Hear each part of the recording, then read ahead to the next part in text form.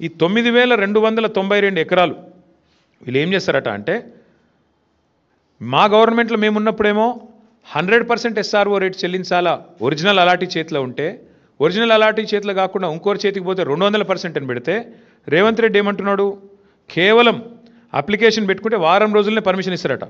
ఏది టీఎస్ ఐపాస్ లెక్క, అర్జెంటుగా డబ్బులు కావాలి కాబట్టి, అర్జెంటుగా లూట్ చేయాలి కాబట్టి వారం రోజుల్లో పర్మిషన్, మరొక వారం రోజుల్లో స్పెషల్ సిఎస్ ఆధ్వర్యంలో కమిటీ అప్రూవల్, మరొక వారం రోజుల్లో ఫీజు డిమాండ్ నోటీస్, 45 రోజుల్లో మొత్తం ప్రక్రియ పూర్తి. అన్నింటికి మించిన హైలైట్ ఏంటంటే 100% 200% నిబంధన మనం పెడితే మన కేసీఆర్ గవర్నమెంట్లో 30% కడితే చాలంట. ఎంత హైలైట్ అంటే 30% చాలంటే, ఏది 30% ఎస్ఆర్ఓ విలువ. ఉదాహరణకి మీకు ఎగ్జాంపుల్ చెప్తాను. అజామాబాద్లో ప్రస్తుతం ఎస్ఆర్ఓ విలువ, ఎస్ఆర్ఓ వాల్యుయేషన్ 32,000 రూపాయలు ఉంది. కానీ అక్కడ మార్కెట్లో 150,000 ఉంటుంది. యాజ్ ఇట్ ఈస్ 5 రెట్ల తేడా ఉంటుంది.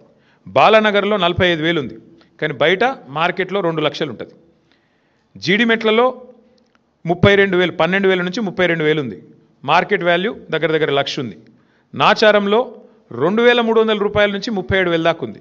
మార్కెట్ వాల్యూ 1,00,000 ఉంది గజం నేను చెప్పేది.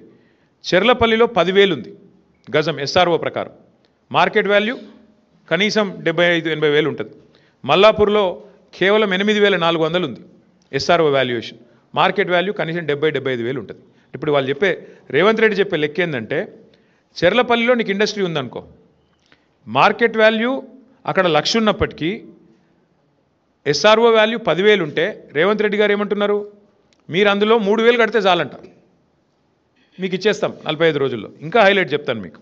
ఉదాహరణకి అంటే కేసీఆర్ ప్రభుత్వంలో అజామాబాద్లో మీకు ఈ ల్యాండ్ మీకు ఉంటే మీరు దాన్ని రెగ్యులరైజ్ చేసుకోవాలంటే మీరు 32,000 అక్కడ మార్కెట్ ఎస్ఆర్ఓ వాల్యూ ఉంటే మీరు చేతులు కింద మారింటే 64,000 కట్టాలని మనం పెట్టినాం. ఇప్పుడు రేవంత్ రెడ్డి గారు ఏమంటున్నారు తెలుసా, 32,000 వాల్యూ ఉంటే ఎస్ఆర్ఓది కేవలం 10-11,000 కడితే చాలు, మీకు ఇచ్చేస్తాం, మీరు తీసేసుకోండి. అంటే దీని వెనక ఉన్న కుంభకోణంలో ఇక్కడ మెయిన్ పాయింట్ ఏంటంటే, ఇవాళ ఒక ముఠా తిరుగుతుంది హైదరాబాద్లో. ఆ ముఠా సభ్యులు ఎవరెవరే అంటే ఏవీ రెడ్డి, కొండల్ రెడ్డి, తిరుపతి రెడ్డి, కృష్ణారెడ్డి, వీళ్ళెవరో కాదు, అంతా ముఖ్యమంత్రి గారి బిజినెస్ పార్ట్నర్లు, ఆయన కుటుంబ సభ్యులు.